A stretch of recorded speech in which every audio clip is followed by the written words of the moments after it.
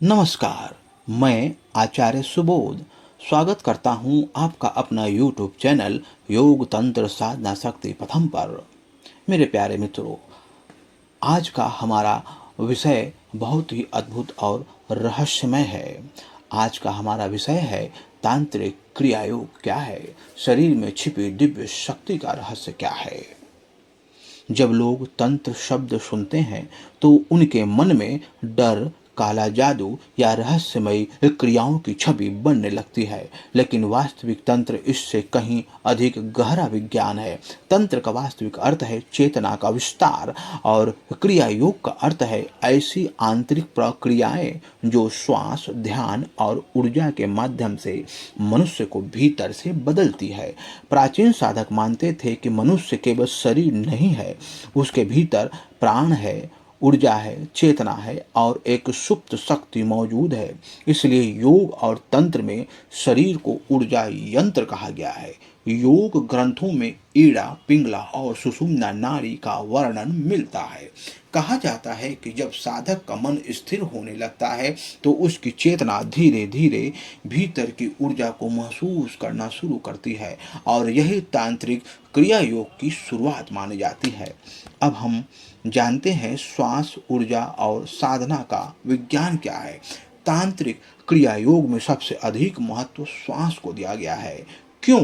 क्योंकि श्वास और मन का सीधा संबंध है।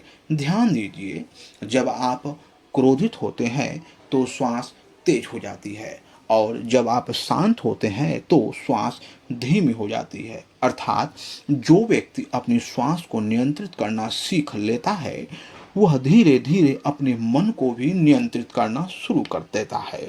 प्राचीन साधक रात्रि में साधना करते थे क्योंकि वातावरण शांत होता था, मानसिक शोर कम होता था और ध्यान गहराई में जाने लगता था। इसीलिए मौन, ध्यान, नियंत्रित भोजन, सीमित शब्द और एकांत को साधना का हिस्सा माना गया। वे जानते थे कि जहां ध्यान जाता है ऊर्जा वहीं बहती है।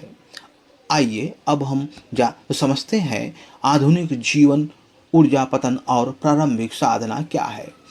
आज का मनुष्य पहले से अधिक थका हुआ, तनावग्रस्त और मानसिक रूप से बिखरा हुआ क्यों है? क्योंकि लगातार मोबाइल, ओवरथिंकिंग, तनाव, नेगेटिव कंटेंट और असंतुलित लाइफस्टाइल धीरे धीरे आपकी मानसिक ऊर्जा को कमजोर कर देती है। इसलिए तांत्रिक क्रिया योग केवल रहस्य नहीं है, यह स्वयं को संतुलित करने की प्रक्रिया है। अब मैं आपको एक सरल प्रारंभिक अभ्यास बताता हूँ। किसी शांत स्थान पर बैठिए, रीढ़ सीधी रखिए, आंखें बंद कीजिए।